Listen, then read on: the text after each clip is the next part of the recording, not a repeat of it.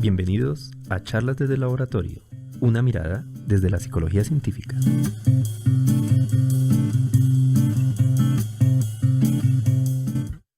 Bienvenidos a nuestro programa Charlas desde el Laboratorio. Mi nombre es Jairo Rosso, coordinador del laboratorio Iván Pavlov de la Fundación Universitaria Los Libertadores, y nos encontramos el día de hoy con nuestros invitados, los psicólogos y jóvenes investigadores del Semillero de Investigación Básica Los Libertadores, Laura Bayona Pérez y Andrés Cortés Valencia, así como el doctor Andrés Pérez Acosta, quien es docente titular del programa de Psicología en la Escuela de Medicina y Ciencias de la Salud de la Universidad del Rosario. Con ellos hablaremos sobre las mujeres pioneras de la psicología experimental. Estás escuchando Charlas desde el Laboratorio. Las mujeres pioneras en psicología han desempeñado un papel fundamental en la evolución de esta disciplina. A lo largo de los siglos XIX y XX, estas profesionales desafiaron las barreras de género, rompieron estereotipos y forjaron nuevos caminos en la investigación y la práctica psicológica. Sus contribuciones no solo ampliaron nuestra comprensión de la mente humana, sino que también allanaron el camino para futuras generaciones de mujeres interesadas en el campo de la psicología. Las mujeres más destacadas en la historia de la psicología, entre otras, han sido Mary Whitton Calkins, 1863-1930, quien es conocida por su contribución a la psicología de la memoria y la asociación de ideas, y a pesar de no recibir su doctorado debido a políticas sexistas de la época, realizó investigaciones fundamentales y se convirtió en la primera mujer en presidir la Sociedad Americana de Psicología, APA. Margaret Floyd Wadsworth, 1871-1939, fue una gran figura e influyente en el campo de la psicología, especialmente en el ámbito de la psicología animal y la experimental. A lo largo de su vida contribuyó significativamente al avance de la ciencia de la psicología y la neurociencia, además de ser una de las primeras mujeres en alcanzar reconocimiento y prominencia en esta disciplina. Christine Ladde Franklin, 1847-1930. Fue una destacada psicóloga y matemática, así como defensora incansable de los derechos de las mujeres en una época en que las oportunidades académicas y profesionales para ellas eran muy limitadas. Su trabajo en psicología, lógica matemática y derechos de las mujeres dejó una huella duradera en la historia de la ciencia y el movimiento feminista. El legado de estas mujeres pioneras perdura como fuente de inspiración para aquellos que buscan comprender la mente humana y promover la igualdad de género en la psicología. Bienvenidos a nuestra mesa de trabajo, a Laura, Andrés Libardo y el doctor Andrés Pérez. Muchísimas gracias por estar nuevamente aquí en Charlas desde el Laboratorio, ya todos viejos conocidos de nuestro programa, y esta vez con otros personajes que son muy interesantes en la historia de la psicología. Bueno, para iniciar este tema o conversatorio sería bueno comenzar por saber por qué es importante hablar de las mujeres en la psicología experimental. Cuéntanos, Andrés. Este semestre he comenzado la cátedra de Historia de la Psicología en la Universidad del Rosario y me he encontrado con un panorama bastante preocupante en ese sentido. Si bien se mencionan en los libros de texto de Historia de la Psicología, que son usuales en todo el mundo, ¿no? Como el de Ligy y otros, se mencionan algunos nombres de mujeres de la época que dijiste, de los orígenes de la psicología científica, de la segunda mitad del siglo XIX, primera mitad del siglo XX.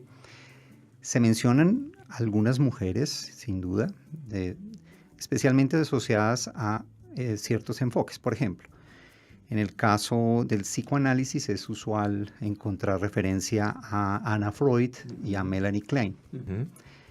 Y en el caso del conductismo sin duda siempre hay referencias a Mary Covert Jones como pionera de la terapéutica conductista, la terapia del comportamiento, y un poco en menor medida a Rosalie Reiner, en tanto que fue asistente de John B. Watson. Si nos fijamos bien, ¿cuáles son los aportes de estas cuatro mujeres o hacia dónde se inclinan más? Vemos que sus aportes son de carácter más profesionalizante, hacia la clínica, hacia la terapia, pero no tanto hacia la ciencia. Es decir, lo que hoy en día conocemos como STEM, o sea, ciencia, tecnología, ingeniería, matemáticas, que incluye también a la psicología como una ciencia del comportamiento, una ciencia básica, correcto. ahí el rol de las mujeres en el STEM de la psicología es mucho menos conocido y mucho menos citado. Y veo que ahí sí, en el texto clásico de psicología todavía predomina aplastantemente la mención a los maestros, a los pioneros. Entonces, todo esfuerzo que podamos hacer desde la historia de la psicología en reconocer los roles de mujeres como las que mencionaste, como Mary Whitton Calkins, como Margaret Floyd Washburn, como Christine Ladd Franklin, son bienvenidos. Muy bien, muchísimas gracias. Y bueno, primero muchas gracias por el espacio. También un poco complementando lo que nos dijo el profe Andrés. Y sí, es que es totalmente innegable que las mujeres en sí, en la ciencia, es un grupo completamente selecto. Pero si hablamos de psicología es aún más selecto. Creo que un poco lo que estaba pasando, o bueno, el reconocimiento de este contexto, es como un contexto de invisibilización, donde pues sus aportes se dejaban bajo el apellido ya sea de este matrimonio, o se aseguraban como hombres, o de hecho se obviaban estos aportes, es decir, como que al ser ya de mujeres ya no eran importantes, o ya no eran como con la misma fuerza que venía si lo hubiera dicho un hombre. Eso, y que creo que también es importante reconocer, quería dar también como este punto del contexto de que las universidades en sí ya venían gestando una idea, y es que aparte de la prohibición de la mujer en la universidad, sí, en ese momento de Calkins, Washburn y Ladd Franklin, es que se crearon universidades para mujeres. Exclusivamente para mujeres. Pero de por sí se gestaba la idea de que estas universidades para mujeres debían tener una, ¿cómo decirlo? Como que no debían ser tan intensas ni minuciosas como las de los hombres, sino que debían ser como más, como si fuera un hobby, tomarse una universidad más como una extensión para aprender un poco más de este rol establecido de, sí, rol de matrimonio, rol de mujer de casa, donde debía hacer como casi que poner todo su disposición al hombre. Eso era como se establecía como estas universidades. Entonces, pues, creo que dar este contexto donde no solo venía solo como la sociedad excluyéndolas, sino desde la misma academia, la universidad, excluyéndolas, es bastante importante reconocerlo. De hecho, como el hecho de que pues las autoras que aquí nos convocan se desarrollaban profesionalmente en distintas disciplinas, porque no solo fue psicología, sino también matemática, fue algo liberador, donde además libraban otras dinámicas de discriminación como esta subordinación, ¿no? En todo tipo de, pues sí, de la academia, de lo que nos mencionaba el profe, ya de de ejercer como psicólogas, ya se les subordinaba, minimizando todos sus avances y bueno, y sus aportes, exacto. Sí, creo que aquí nos convoca es este reconocimiento contextual, sí, como reconociendo y entendiendo un poco ya lo que vamos a hablar un poco más adelante. También como para complementar un poco lo de lo que estaba comentando Laura, pues también es como entonces un poco resaltar el hecho de que estas mujeres cambiaran esta visión a través de la generación de teorías, como nos mencionaba el profe Rosso, cada una tuvo como sus aportes a nivel teórico y asimismo realizaban como ciertas acciones que los liberaba de este rol que se les imponía en cierta manera, ¿no? Entonces era un poco el provocar un cambio en la historia de la psicología. Y precisamente estas tres autoras como que tienen eso en común. Entonces en el siglo XX tuvieron como diferentes dificultades que vamos a hablarlo ahorita un poco más a profundidad. Y sí, dificultades a nivel profesional y el reconocimiento oficial de sus títulos académicos. También pues hay que hacer como una aclaración y aunque ya hablamos de dos autoras que son Mary Whitton Calkins y Washburn, y Margaret Floyd Washburn, también Ladd Franklin pues tiene como muchos temas en común, a pesar de que ella sí era como más abiertamente feminista, ¿sí? Entonces era como más activa. Sí, un poco más activa como en sus pronunciamientos y era un poco más directa. Un poco de el incluir a Lat Franklin fue porque ellas tres fueron contemporáneas. Y aunque pues lo que dice Andrés, ya hablamos de ellas, nos gustaría contrastar un poco como de esta mujer activa en el movimiento feminista a pues dos mujeres que aunque sí hicieron cambios en la psicología, no expresaron como sus opiniones tan abiertamente acerca de este movimiento o acerca de la liberación en sí misma del rol de la mujer. Muy bien. Precisamente por eso como ya hicimos un programa sobre Wheaton Calkins y Floyd Wasbury, pero sería importante refrescar la memoria a nuestros oyentes y para los que no lo han escuchado, pues que sepan un poquito quiénes son estas dos mujeres antes de que hablemos de Christina Land Franklin. Bueno, empezando con Washburn, ella, como nos mencionaste un poquito, ella nació en Nueva York el 25 de julio de 1871 y falleció el 29 de octubre de 1939, como para que nos fijemos como en esa época, el contexto. Entonces, ella desde su infancia realmente se interesó por la psicología experimental. Sin embargo, su interés, aunque comenzó muy joven, vio que se podía reflejar en la Universidad de Columbia. Esta universidad reunía todo su interés, tanto como en la psicología, cómo se venía gestando como disciplina, como la experimentación o toda esta parte científica, ¿no? Sino que tenía un problema y era que la Universidad de Columbia no recibía mujeres en estudios posgraduales.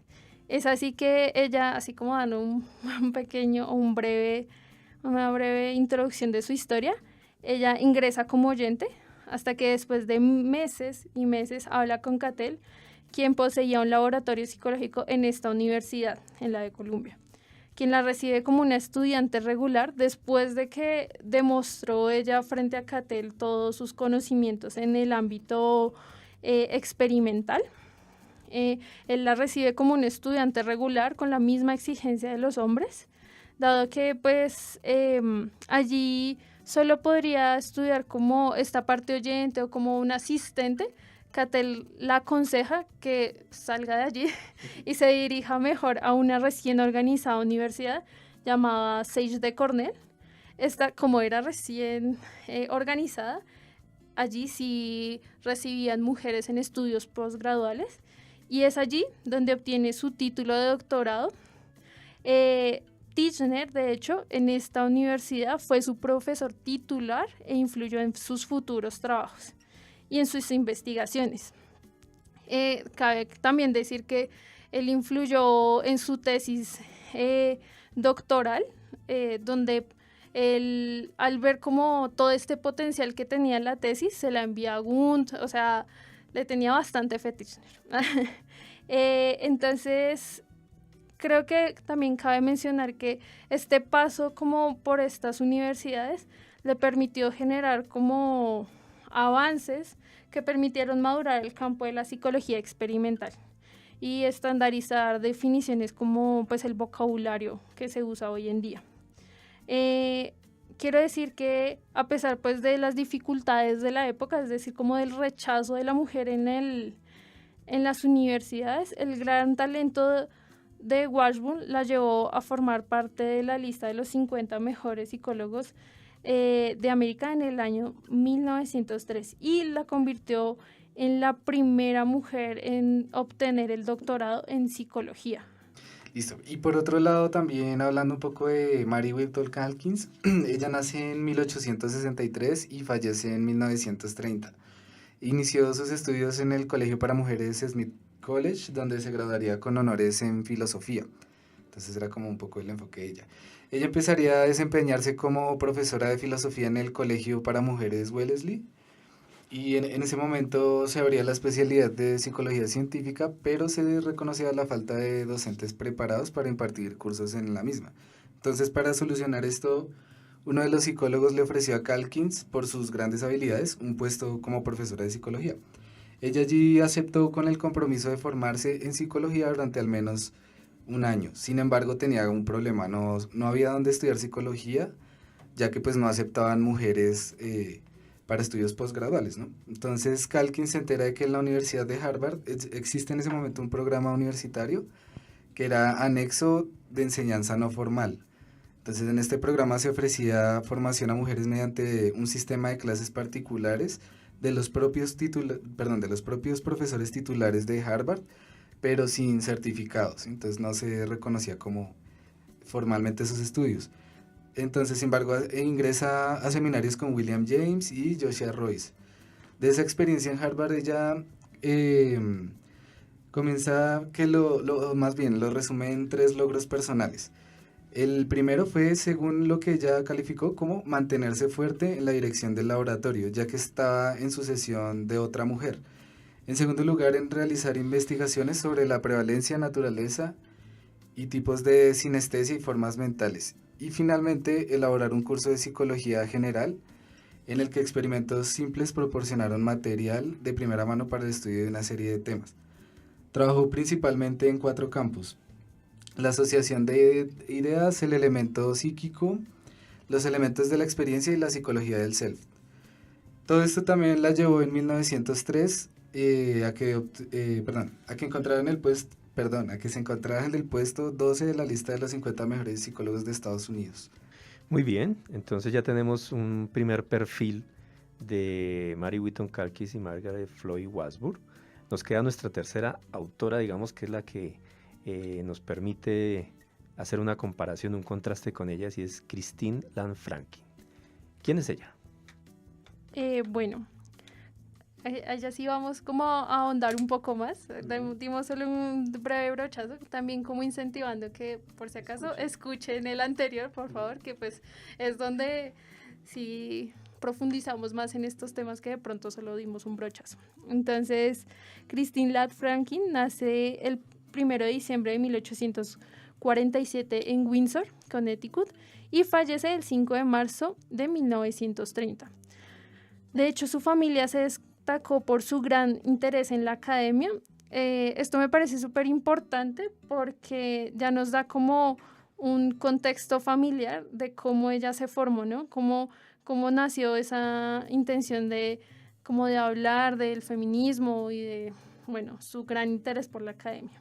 Entonces, su madre fue una reconocida activista en la defensa de los derechos de la mujer y su padre era un docente universitario. Por ello, ella fue inscrita en la Academia Wesleyan en Wilbraham, Massachusetts, donde estudió bajo el currículum más exigente.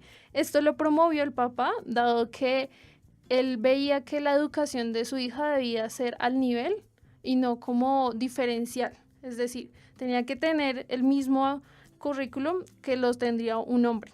Y de hecho, en esta academia se formaban los hombres para ingresar a las universidades más prestigiosas, como la de Harvard. Allí se graduó en 1865 con las mejores notas de su promoción. O sea, ya nos dice un poco de toda esta influencia. Sí. Pues debido a que ella, a pesar de que tuvo una gran educación y pues se esforzó como nos demuestra con sus notas, no tenía muchas opciones para elegir seguir estudiando.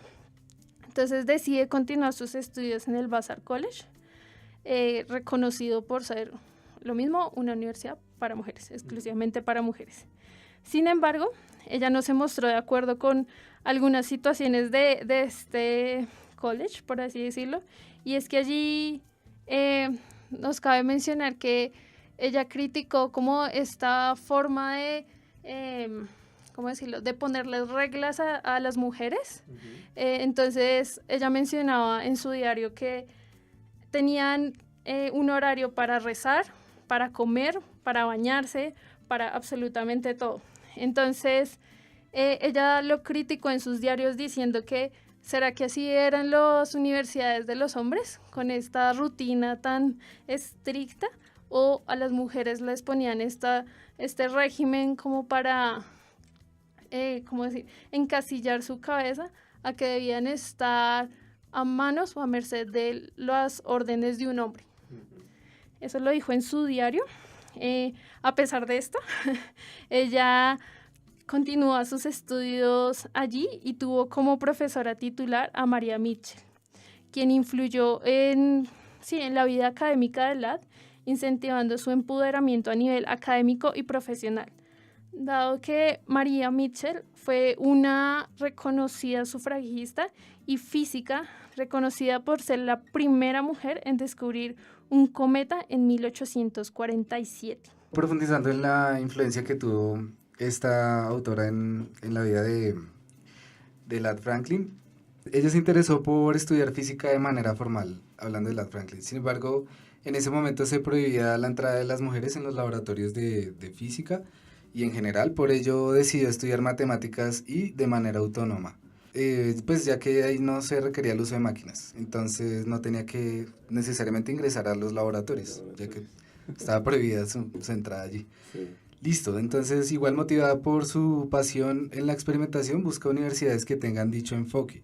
Entonces allí es donde se interesa en la Universidad de Harvard, donde ingresa pero con un permiso especial y con la ayuda del matemático James Joseph Sylvester. Es así entonces que ingresa igual en esta calidad de oyente, que era como lo que, pues allí son como los orígenes de esto que empezó a pasar, que ingresaban era como en esa calidad de escuchas y no tenían un rol tan activo. Al finalizar sus estudios de doctorado de matemática, empezó su curiosidad por la psicología, y ya esto gracias a un viaje que tuvo en Europa, y este viaje la llevó a estudiar como en un laboratorio de Müller, tras una persistente insistencia, ya que en ese entonces no se permitía el ingreso de mujeres en las universidades alemanas, allá tampoco había como, o sea, era como estas restricciones. Entonces esto fue un logro en el reconocimiento de la mujer en la academia, el que pudiera ingresar allí. Luego viajó a la Universidad de Berlín para reunirse con Hermann, un médico, Hermann Borg-Helmholtz. Estas dos experiencias le permitieron la ampliación de sus conocimientos sobre biología y botánica, donde pudo profundizar sobre el estudio de las teorías de la visión del color, que fue como uno de sus postulados teóricos más como importantes y donde se concentró durante un tiempo. También bajo estas influencias ella desarrolla su propia teoría de la sensación del color y allí consideró la perspectiva evolutiva.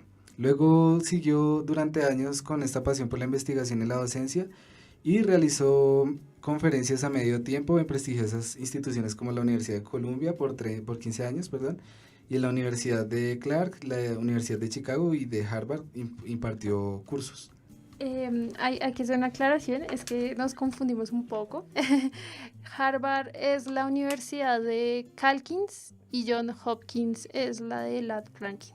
Bueno, ya entonces tenemos un perfil de las tres mujeres pioneras y pues obviamente hay puntos en común, ¿no? Uno de los primeros que vamos a resaltar acá es el proceso de doctorado de estas tres mujeres. ¿Qué podemos ver ahí? Sí, profe, creo que esto lo venimos hablando desde el anterior programa, sí. Pero es que este proceso de doctorado vale hablarlo nuevamente, y es que el proceso de doctorado para las tres fue complicado, fue difícil conseguir como esta titulación. Pues como para comenzar con el proceso de Washburn, comienza pues como les venía diciendo con su interés en la Universidad de Columbia.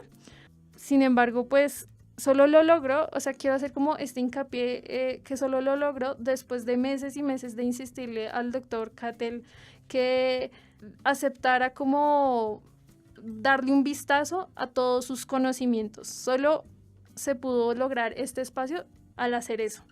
No como, digamos, bajo un ingreso regular que hacían los hombres, no, así no lo lograba. Entonces, bueno, a pesar de esto, como les venía diciendo anteriormente, la recibe como un estudiante regular y como pues, también les comenté, ella tuvo que cambiarse de universidad porque allí no iba a lograr nada. En la Universidad de Columbia, el mismo Cattell le dice, no vas a conseguir tu título. No, y era como una lucha que no querían librar, por así decirlo. Entonces, cambia de universidad a la Escuela de Filosofía Sage de Cornell. Entonces, Tishner fue su profesor titular e influyó en sus futuros trabajos. Direccionó su trabajo de grado, destacándola como una de sus mejores estudiantes de doctorado. O sea, el mismo Tishner, con toda su trayectoria, lo dice. De hecho, dice que fue la mejor. Tanto así que al terminar su tesis, como les venía diciendo, se la envió a Gunn, quien la tradujo al alemán y la publicó en la revista de estudios filosóficos, donde cabe mencionar, en esta revista solo publicaban las tesis promisorias, no publicaban nada más. Entonces, dándole así como esta confianza suficiente, como que ella misma lo confesó también en sus diarios, para preparar el examen doctoral, el cual de hecho la revisó el mismo Tirschner y la aprobó con la excelencia académica, convirtiéndose, así como les venía mencionando anteriormente, en la primera mujer en obtener un doctorado en psicología en 1894. Y también respecto a Calkins, entonces ella se interesó, como lo decíamos ahora, en la Universidad de Harvard. Continuó estudiando y cumplió con aprobación todos los cursos posgraduales. Y en 1895 presentó su tesis doctoral titulada Una búsqueda experimental en la asociación de ideas, la cual fue valorada por Hugo Mustenberg, William James y Josiah Royce, quienes enviaron un comunicado al presidente de Harvard donde señalaron la capacidad académica de Calkins para graduarse. Tanto así que William James y Mustenberg comentan que en el examen de Calkins, o este examen, era uno de los mejores exámenes de doctorado que Harvard había tenido hasta el momento. Bueno, sin embargo, pues con todas estas políticas que tenían las universidades en esa época, la Universidad de Harvard respondió con una profunda o rotunda negativa y no quiso reconocer los estudios de doctorado de Calkins. Entonces le ofrecieron un reconocimiento de parte de Radcliffe College, que era un colegio anexo de esta universidad, pero para estudios de mujeres. Entonces Calkins, aunque agradeció, pues lo rechazó, porque no quería como legitimar esta falta de reconocimiento hacia las estudiantes mujeres. Y finalmente Calkins murió en 1930 sin que la universidad reconociera su labor, negó sus diversas peticiones y también otras que realizaron otros psicólogos de renombre graduados en Harvard. En todos los casos, los responsables de la entidad no encontraron razones suficientes para dar validez y reconocer esta tesis doctoral de Calkins. De hecho, hasta 1963, 68 años más tarde de la defensa de su tesis, Harvard reconoció la labor de las mujeres que habían cursado estudios en esta universidad y dicen que se le dio el título de doctora, pero esto no fue muy claro. Hubo como muchas incongruencias al respecto. Cabe mencionar que, digamos, lo que nos mencionaba Andrés, era que pasó mucho tiempo para que Harvard reconociera a la mujer bajo tesis doctoral, es decir, que reconociera estas tesis, pero nunca se quedó claro si sí le reconocían la tesis doctoral a Calkins. Eso, a pesar de tantas y tantas y tantas peticiones, no ha quedado claro y no hay registro de que sí se le haya dado el título. Bueno, solamente complementar un datico que me parece fundamental de estas dos destacadas psicólogas, y es que ambas fueron presidentas de la APA, de la American Psychological Association. Fueron las dos primeras mujeres presidentas de esta institución y pues eso fue algo muy notable en aquella época, donde pues, había toda esta discriminación. Solamente agregar ese dato que me parece fundamental. Lo cual hace más infame la actitud de Harvard ante Calkins. Por supuesto. ¿No? Sí. Y lo que entiendo es que hubo como un comunicado de aceptación del trabajo de las mujeres, pero nunca hubo un documento oficial que demostrara que Calkins había recibido su tesis doctoral de Harvard. Y ese es un punto pues álgido para la historia de la institución, obviamente. Encima de todo, por si fuera poco, Mary Whitton Calkins también fue presidenta de la Asociación Americana de Filosofía. Uh-huh. O sea, cosa que, digamos, lo veo muy difícil. Creo que solamente William James, ¿no? Entonces, también muy notable en ese sentido. Notable, sí. O sea, ella también fue muy destacada como filósofa, Mary Whitton Calkins. Lo cual hace más escandaloso. Está totalmente. Claro. Perfecto. Bueno, muy bien, sigamos. Laura. Nos faltó la historia... La álgida historia de Christine Franklin. Vamos con el doctorado de Franklin. Sí, que también Franklin es otra historia un poco álgida. Entonces, bueno, de hecho, Franklin se venía como del Vassar College y sale pues porque ya su ciclo ya había terminado allí, entonces empieza en su profesión de profesora, porque eso era lo que pasaba después de estudiar en el Vassar College. Eso era ser profesora, pero no de universidad, de secundaria Ok. y de las básicas. Entonces, matemáticas, biología, y ella estaba dictando estas clases. Sin embargo, en sus diarios menciona no sentirse satisfecha. De hecho, menciona que ya está cansada. Por eso empieza a buscar como un paso más. El paso más era el doctorado. Ujú. Pero ella quería una universidad que estuviera enfocada en la investigación y en la investigación experimental. En ese momento se organiza la Universidad de Johns Hopkins y bueno, de hecho se funda en 1876, siendo la primera universidad enfocada en la investigación. Es así que a cargo de la cátedra de matemáticas ingresa el reconocido matemático James Joseph Sylvester. Al enterarse de esto, en este mismo año, Christine lo busca él, Sí. mencionando, o sea, lo busca pues a través de cartas, todo era por cartas, Ujú. mencionándole que si su sexo sería un impedimento para ingresar allí. Sylvester mira primero como la trayectoria de Christine que ha hecho y ve que ella tiene muchos conocimientos. Es así que la ayuda, pese a estar consciente de todas las prohibiciones de la época, entre ellos dos le presentan una solicitud para acceder al programa de becas de Johns Hopkins. Entonces, ella la envía bajo el nombre de C.Lad, siendo aceptada. O sea, ella la lograron aceptar con una beca. Pero cuando se dieron cuenta que la C realmente era Christine y no un nombre de un hombre, No, Charles. sí, una cosa así, la rechazan. Ujú. O sea, primero la aceptan, luego la rechazan cuando se dan cuenta. Y es así que su postulación queda como frenada, por así decirlo, a pesar de que ya la habían aceptado y le habían dicho que sí. Bueno, no obstante, Sylvester habla con el presidente de la universidad mencionando que Lad Franklin debía ser admitida a pesar de ser mujer. O sea, les dice, tienen que aceptarla por toda esta trayectoria con la que viene. Entonces, la aceptan e ingresa a la institución consiguiendo una beca especial por los 3 años. O sea, al menos la aceptan. Y la financian al Sí, final, pues, por lo menos. pero con unas condiciones. Sí, sí, Profe, sí. con unas condiciones que ya nos va a contar Andrés. Sí, claro, entonces esto fue como un caso muy excepcional. Entonces la aceptan, pero bajo estas condiciones. Entonces oficialmente no era estudiante, ya que no presentaba como no estaba presente en documentos de la institución más bien. Y solo tenía permitido asistir a las clases de Sylvester en calidad de oyente. Entonces lo mismo, solo podía asistir como en este rol. Lad Franklin continuó sus estudios destacándose por sus propios conocimientos y sus propios resultados, que eran pues muy brillantes. Esto hizo que fuera aceptada en las conferencias de Charles Peirce, haciendo que fuera la primera mujer en recibir formalmente cursos de posgrado de matemática y lógica simbólica. También completó todos los requisitos necesarios para obtener su doctorado en 1882, pero este le fue negado debido pues, a su sexo. Su título le fue entregado hasta 1926, es decir, 43 años después, y cuando ella tenía 78 años.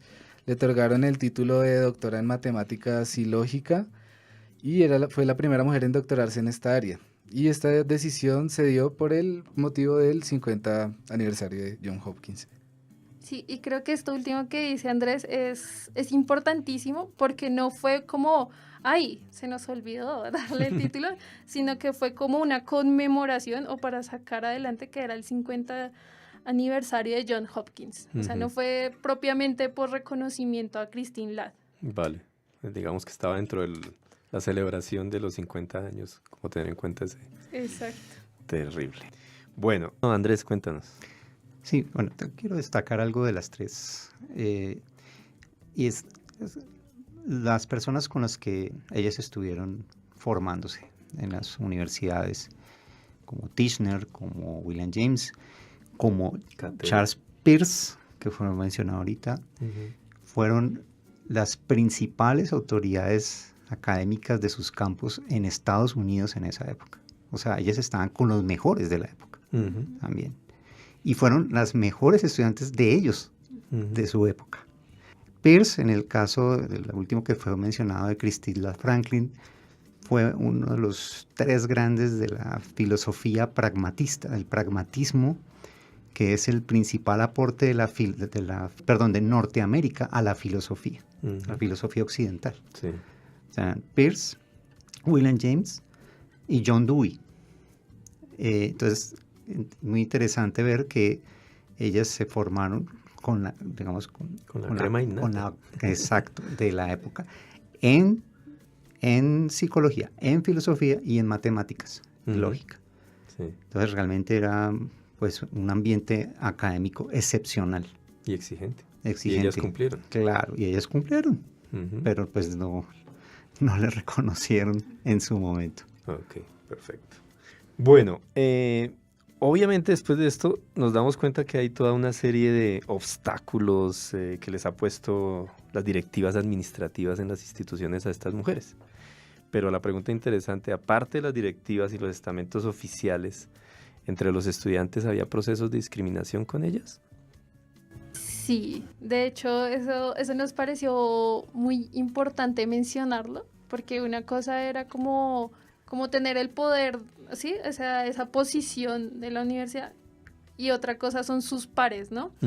Entonces, de hecho, Ladd Franklin, a pesar de todo esto que les contamos de todo este proceso con Johns Hopkins, con la universidad, se dio igualmente un rechazo por su presencia. Es así que uno de los profesores fundadores y más reconocidos de la institución renuncia al estar en desacuerdo. Y además, algunos de los estudiantes hombres se oponían tanto a la idea de estar en el aula con una mujer, es decir, sentados al lado de ella, que permanecían de pie como una forma de protesta, rechazando el sentarse junto a ella. Por otro lado, Calkins, al ingresar en el seminario de William James, los otros miembros del seminario de psicología se marcharon en las primeras semanas, dejándolos así solos. Pero pues, de hecho, Calkins lo menciona como una fortuna, ¿no? O sea, ella dice, le ve el lado positivo, ¿no? Como que fue un seminario personalizado. Pues, bonito que lo haya visto así, pero igual es bastante diciente de la situación de sus pares, de como esas formas de protesta, casi que en silencio, por así decirlo. Pero muy dicientes. Sí, muy dicientes de lo que estaba pasando. Sí, una agresión pasiva fuertísima. Sí. Muy bien. Sigamos. A pesar de todos estos obstáculos académicos, estas tres mujeres dieron la talla, fueron muy inteligentes y muy capaces de demostrar todas sus habilidades, y por eso hacen parte, como ustedes ya nos contaron, del selecto grupo de las 50 mejores psicólogos que Cattell otorgó en 1903. Pero podemos contarle a nuestra audiencia qué más reconocimientos recibieron estas mujeres por sus aportes a la psicología.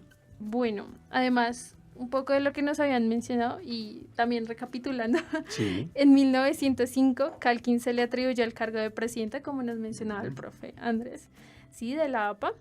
Entonces, Calkins fue la primera mujer en acceder al cargo y la 14ª presidenta de esta institución. Además, asumió la presidencia de la Asociación Filosófica Americana en 1918, siendo la tercera presidenta en estas dos asociaciones.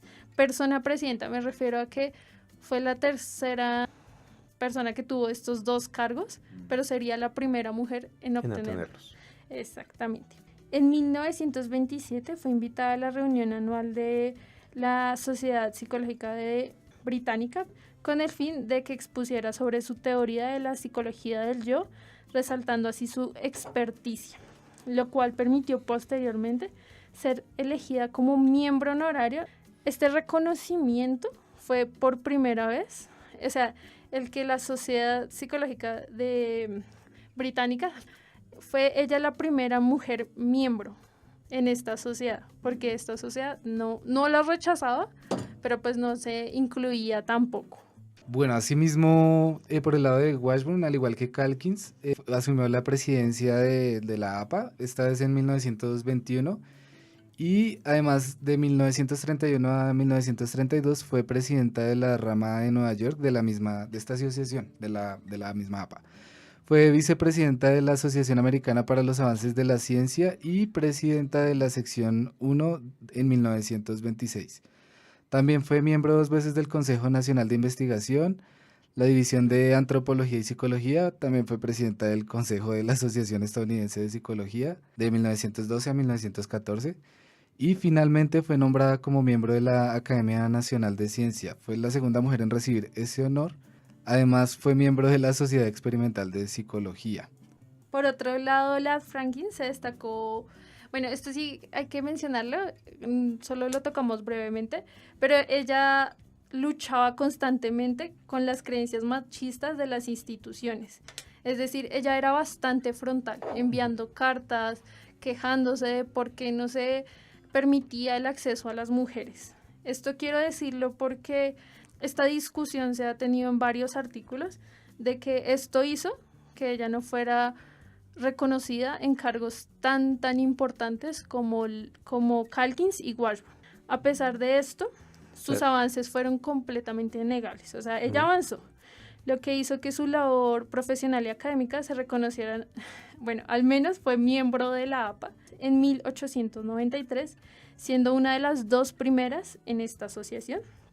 Sin embargo, su continua crítica al patriarcado no le permitió ser admitida en otros comités. O sea, solo fue en este año y no la aceptaron más.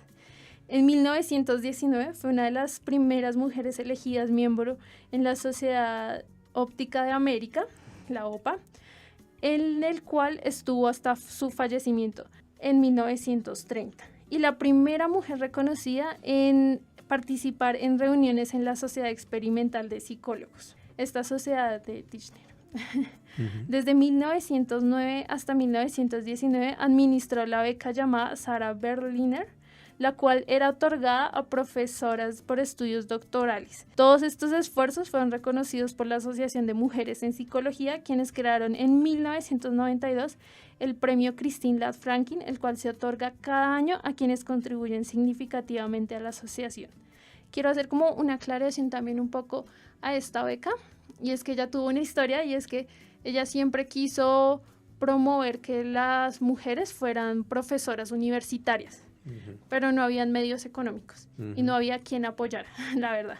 Entonces ella busca como benefactores y por ello crean esta beca, y lo hace para que las mujeres ingresaran en las universidades no pagas, sino que la beca las pagaba, y para demostrarle un poco a las universidades que sí se podían aceptar mujeres con la misma calidad y con la misma como fuerza de los hombres. Exigencia, digamos. Exactamente, sí.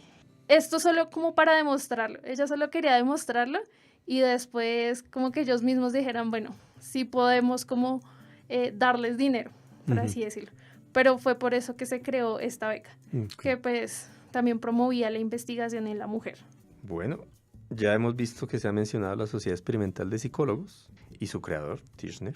Y es sabido, como también lo dijimos en el otro programa, que él fue reconocido por negar la entrada a las mujeres en la sociedad. Cuéntenos cómo 2 de nuestras autoras pudieron lograr entrar a la sociedad. Bueno, la historia de Washburn y Tichenor ya pues la comentamos un poquito, y es que influyó desde su vida académica. Sin embargo, claro, o sea, él fue su profesor titular y colega por varios años. Sin embargo, él en sí prohibió la entrada a las mujeres psicólogas y realmente nunca la invitó a la sociedad. Y nunca la invitó. Es bien sabido que era bajo una excusa, y era que las mujeres no soportaban el humo del cigarrillo en las reuniones.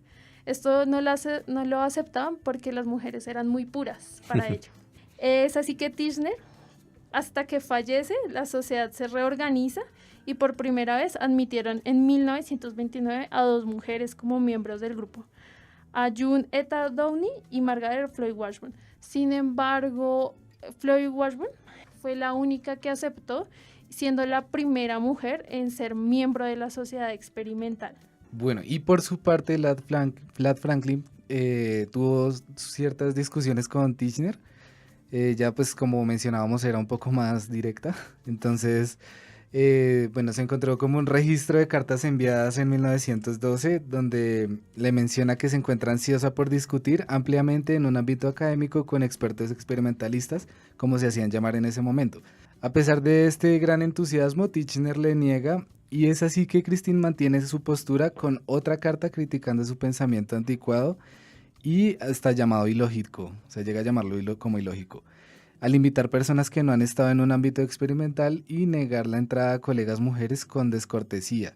Ante la frecuente negativa, Ladd escribe una carta final donde expresa su desagrado al serle negada su asistencia, a pesar de que esta reunión se hacía en su ciudad de residencia, que era Nueva York, expresando pues su descontento en esta carta. Entonces vamos a leer un poquito. Dice: ¿es este entonces un buen momento, mi querido profesor Tichenor, para que mantenga la actitud medieval de no admitirme en su próxima conferencia psicológica en Nueva York, en mi misma puerta? Tan inconsciente, tan inmoral, peor que eso, tan poco científico. Sí, esa carta... Frontal y directa. Sí, no sé, la verdad nos encantó, por eso la queríamos rescatar aquí. Sí. Pero mira que de la anterior discusión Tichenor se muestra rígido, o sea, no. De hecho, él en otra carta, no a ella, porque no le contesta directamente, sino que la ignora. En otra carta él menciona que ve como una obligación verse con ella, o sea, si se encuentran sería obligado. De hecho, dice que como que esta ira la ve tan innecesaria, pero que la ve capaz de que ella se presente a estas reuniones solo para discutir esto, pero lo ve tan innecesario, eso lo menciona así tal cual. A pesar de esto, quiero decirles que ella consigue asistir a una reunión en la Universidad de Columbia, a una reunión de la Sociedad Experimental de Psicólogos, cuando estaba vivo Tichenor, y esto lo hace en 1914 por invitación de Cattell. O sea, él nunca la invitó, pero igual ella quería ir, siendo esta la única asistencia de una mujer antes de la muerte de Tichenor registrada. Sí.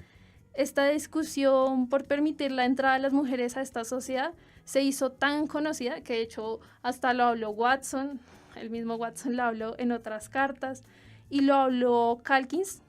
Calkins lo habló directamente con Ladd Franklin, mencionándole su apoyo, como de que sí era bien sabido que Tichenor las negaba, pero que igual se debían mantener fuertes. Y con Washburn, bueno, con Washburn fue en otro ámbito, pero fue cuando murió Tichenor, le escribe, para eso lo mencionábamos y lo discutíamos un poco por interno, pero no sabemos por qué Ladd Franklin también le gustaba promover la discusión. Entonces Ladd Franklin le escribe a Washburn: debería escribir usted el obituario, dado que pues usted fue alumna de él. Washburn muestra su descontento y dice que nunca estuvo de acuerdo con Tichenor, que de hecho no quería hacerlo y que se apartó demasiado de sus ideas, y de esta parte de negación de las mujeres hizo que no sintiera afecto por él. Entonces dijo que no iba a escribir su obituario porque escribir sobre él era como escribir de otra persona. Eso nos pareció bastante diciente, Claro. Como a pesar de que fue su colega por tantos años, Y su tutor.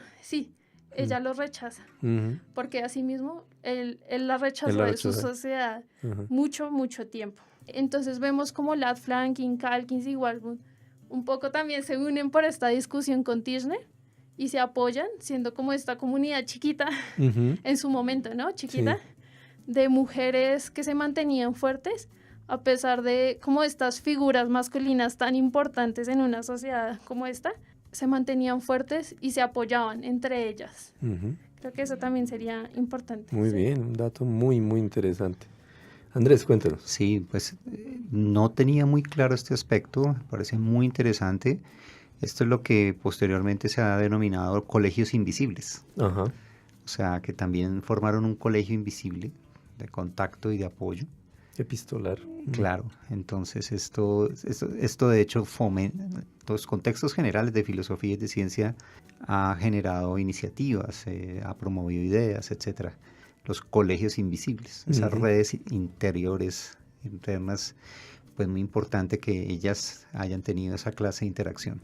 Y muy importante que podamos conocer que estas tres autoras Sí, tenían esa yo interacción. no tenía conocimiento de eso y me parece muy interesante. Muy, Sí. Que coincidan ahí. Sí. No, y mira que a mí me parece interesante que Watson como que metiera su cuchara, pues yo sé que es un tema que hemos hablado antes, y que Watson, Siempre está presente Watson. El El fantasma de Watson.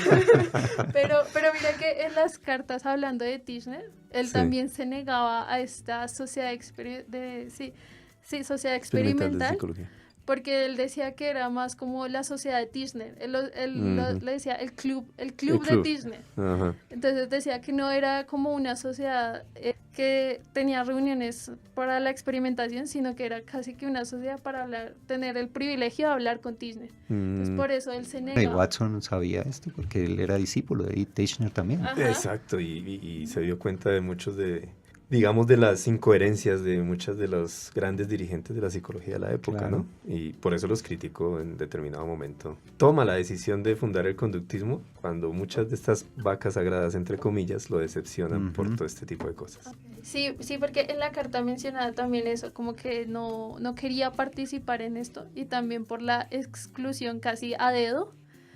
Como nos mencionó un poco la carta de Washburn que nos mencionaba, de Lad Franklin que nos mencionaba Andrés, y era que, claro, él sí aceptaba a gente que no era No tenía nada que ver. no tenía nada que ver, pero a la que sí tenía que ver, no. Por ser mujer, exactamente. Por ser mujer o porque no estaba bajo su círculo de amistad, así lo mencionaba Watson. Me pareció, claro, no las defendió directamente, pero me parece interesante que Watson, con todo lo que vimos en otros programas, igual al menos dijo algo, ¿no? Al menos dijo como, bueno. Interesante también eso, ese rol. Bueno, ya para cerrar, después de que hemos hecho todo este recorrido por los puntos en común entre Washburn, Calkin y Lad Franklin, pues me gustaría saber cómo ven estos avances en la historia de la psicología, cómo ven lo que produce, digamos, estudiar estas figuras invisibilizadas. Bueno, entonces, como retomando un poquito, digamos que tienen en común o tienen ese punto adyacente del el tema de los doctorados, perdón. Sí. Entonces está el tema de las dificultades que tuvieron en su titulación de doctorado en universidades con ese historial de rechazo a las mujeres. Aunque solo una de las tres consiguió su doctorado al momento de realizarlo y otra lo obtuvo al tener 70 años, es bastante diciente de la situación que vivían las mujeres en esa época. Vemos que es algo ya como que hemos revisado también en otros espacios y siguen encontrándose este tipo de cosas. También aún así se mantuvieron fuertes como al continuar con sus estudios y como que esa persistencia también lo tienen en común. También otro punto de encuentro fueron los avances teóricos de estas autoras, los cuales estuvieron tanto en el campo experimental como en el social. Allí avanzaron en su influencia en las generaciones venideras y gestionaron becas para impulsar la participación de la mujer en la investigación, y el rechazo de las autoras coincidencialmente rechazaron cargos de docentes en distintas universidades reconocidas y terminaron su vida en institutos para mujeres, y además promovieron la entrada de mujeres en espacios donde anteriormente se les negaba como el acceso. Estos actos permitieron la participación activa de la mujer tanto en las aulas como en los laboratorios, fortaleciendo como los intereses y formando mujeres bajo su propia experiencia. Entonces el hecho de mantenerse fuerte en estas pasiones finalmente generaría una práctica liberadora de roles que vendría siendo como un feminismo científico. Y sí, y creo que esto es como lo más importante que queremos recalcar siempre, y es como que cada paso que dieron, al final, claro, influenciaron como a las generaciones venideras, pero también un poco como Calkins, no lo mencionamos sino en el anterior, pero ella fundó un laboratorio en un instituto para mujeres. Entonces promovían la investigación poco a poco desde sus recursos, pero aún así seguían pensando en su propia, como en darse la mano entre mujeres, ¿no? Como en decir, ven, abrir ese sí, campo para que pudiera. sí, y abrirlo y traer mujeres, como lo que les comentaba acerca de la beca. De la beca, sí. Que era específicamente para mujeres. Y lo mismo pasa al fundar un laboratorio en un instituto de mujeres. Es simplemente como para promover estos espacios que fueron rechazados. Y creo que Lad Franklin, en una de las cartas, como les mencionamos también, ella fue muy frontal, no fue en una carta, sino que ella hizo varias publicaciones en el New York Times, y allí varias de esas criticaba cómo estaba la sociedad en ese momento. Entonces ella escribía como universidad tal, ¿por qué no acepta mujeres? ¿Qué pasa con las mujeres allí? Y en una de estas menciona a Curie. Ella menciona que ella que no tuvo un laboratorio y fue capaz de crear el radio, ¿cómo serían las mujeres si se les permitiera estar en un laboratorio? Entonces era como criticando ese hecho de que con tan pocos recursos pueden hacer genialidades. Y creo que esa es como una conclusión casi que general, y es que ellas hicieron genialidades con muy, muy poco. Imagínense si les hubieran dado los recursos y las... o no sé si eso también las incentivó. Puede ser las dos miradas, puede ser las dos miradas que ellas mismas se incentivaron, pero sí, hicieron genialidades en la psicología y además no se mantuvieron quietas. O sea, creo que también eso es lo que tienen en común, que no lo habíamos pensado antes, y era que hasta el final de su vida se mantuvieron publicando, activas en la sociedad académica. De una manera u otra, ellas estaban ahí. No como pues otros personajes que desaparecían. Sí, y en el caso de Marie Curie, además, otro milagro que hizo, ya que la has mencionado, es ganarse 2 premios Nobel de áreas diferentes, ¿no? Química y física. Entonces, notable también para esa época. Y pues quiero complementar lo que ya han mencionado Laura y Andrés en relación con este legado, a propósito de lo que estás preguntando, Jairo. Y bueno, hay 2 situaciones actualmente. O sea, por un lado, ya tenemos, incluso en el contexto latinoamericano y colombiano, mujeres psicólogas en la ciencia psicológica, es decir, haciendo doctorados en psicología.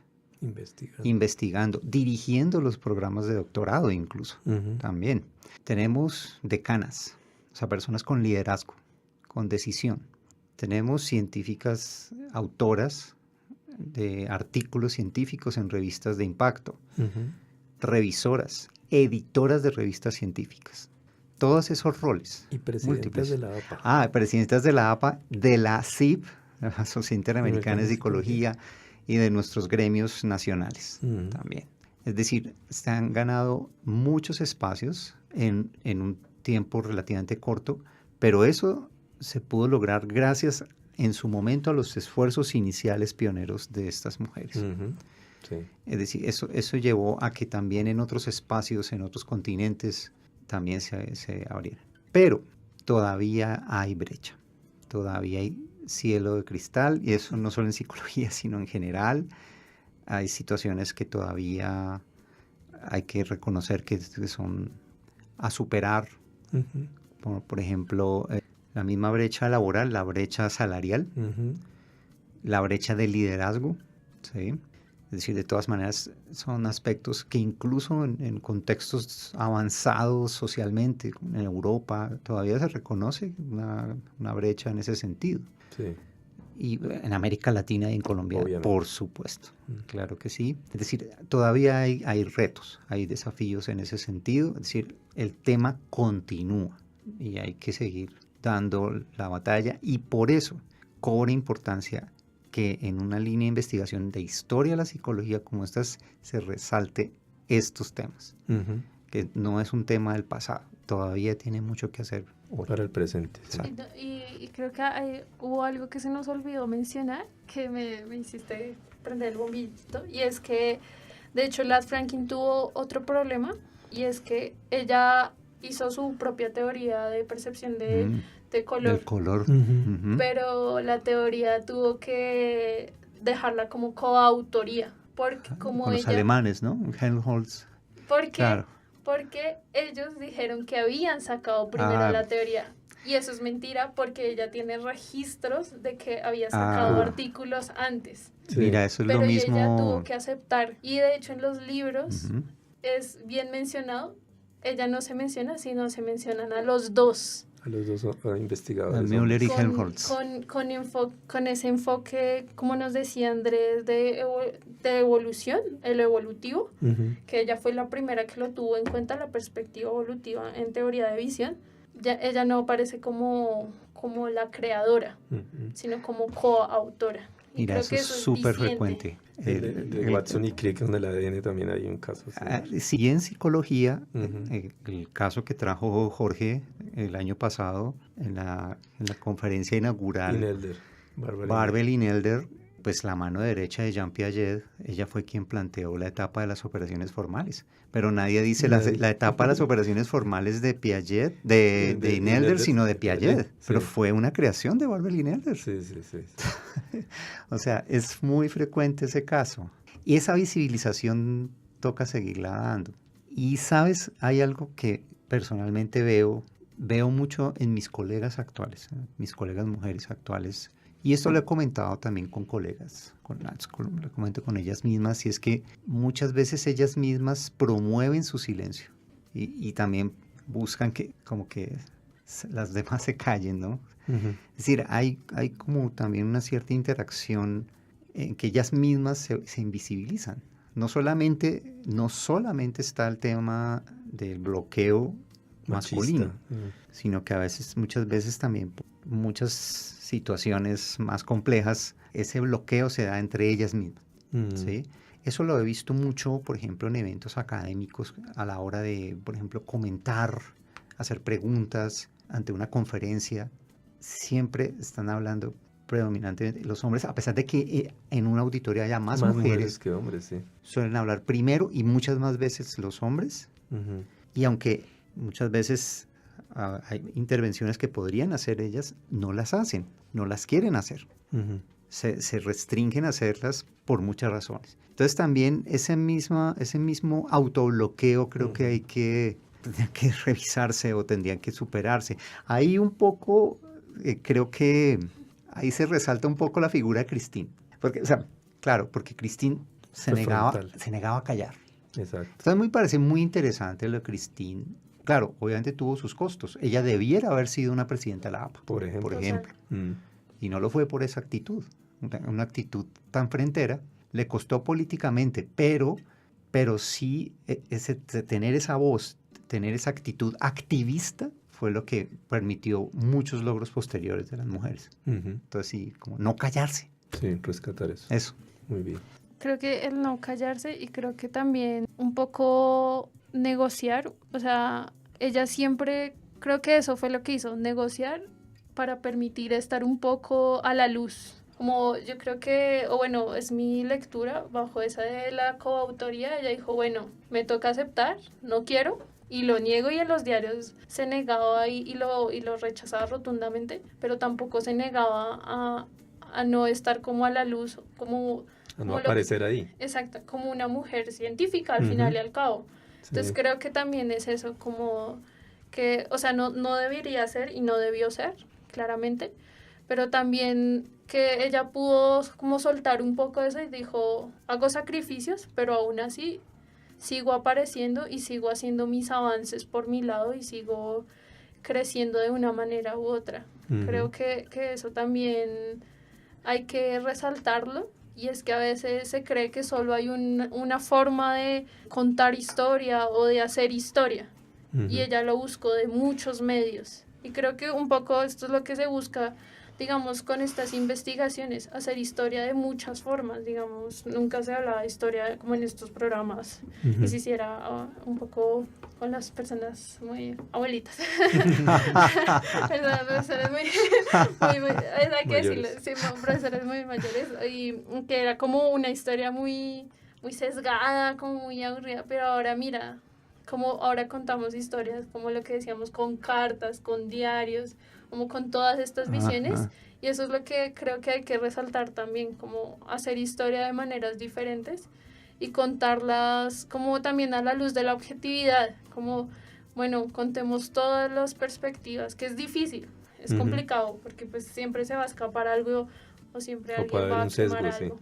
Sí. Pero creo que esto es lo que nosotros queremos como impactar, y es como no decir como la psicología de la mujer allá aparte como si fuera en una esquina, sino que todo hace parte de la misma historia. Claro. Es de reconocer e incluir, y contemos la historia de la psicología todos juntos. Uh-huh. Creo que eso también es muy importante, también un poco para darle fuerza a lo que tú dices, profe Andrés, de que a veces uno como mujer se calla o no dice ciertas cosas también por algún aprendizaje o pues porque también si tú ves quién cuenta la historia, mayormente hombres, Ujú. mayormente. Claro. Entonces también creo que contarla así de manera objetiva nos puede dar más fuerza para permitir estos espacios poco a poco y ya, creo que eso sería como mi conclusión ahí. Muchas gracias, Laura. ¿Algo más? Sí, no sé, estaba pensando ahorita un poco como, hay un término bueno, estaba pensando, no sé por qué estaba pensando en una montaña y en un río. Entonces hay un término que se usa, no sé bien, cuando hay una piedra y que constantemente le está cayendo agua. Ujú. Entonces, esta gota constante de agua durante los años, pero, o sea, es un tema de décadas ahí cayendo el agua, es como el huequito. Entonces, nos estaba pensando que igual a pesar de que hay muchas brechas, todavía hay sí, como muchas cosas por superar, igual este tema como de visibilizar todo esto, toda esta desigualdad, todas estas dinámicas como de discriminación. A fin de cuentas, esa visibilización es como esa gotica que va cayendo, Ajá. igual va como contribuyendo a que se vaya haciendo ese huequito hasta que, bueno, no sé, finalmente que rompe se la piedra. rompa la piedra o algo. Sí, Claro. la gota Sí. rompe la piedra finalmente. Igual es como como la importancia de seguir haciendo este tipo de visibilizaciones y Eso. de investigaciones. Sí, muy bien. Muchísimas gracias. Muy bien. Bueno, muchas gracias a la mesa, como siempre, Ujú. excelente trabajo. Nos agrada mucho que nos traigan toda esa información novedosa, que nuestros oyentes muy puedan chévere. conocer todas estas datos sobre estas pioneras y reconocerlas. Ya les estará sonando estas mujeres porque las estamos nombrando cada Ujú. tanto en nuestros programas de radio y yo creo que eso es muy importante, tanto para los estudiantes que se están formando como para los profesionales en Ujú. psicología. Así es. Entonces, muchísimas gracias a nuestros invitados por haber aceptado estar aquí en Charlas del Laboratorio y agradecer a nuestros oyentes, a quienes les prometemos un nuevo programa con nuevos invitados interesantes y nuevos temas importantes para la psicología. Muchísimas gracias. Gracias gracias. por el espacio, muchas gracias. Esto fue Charlas desde el Laboratorio, una mirada desde la psicología científica.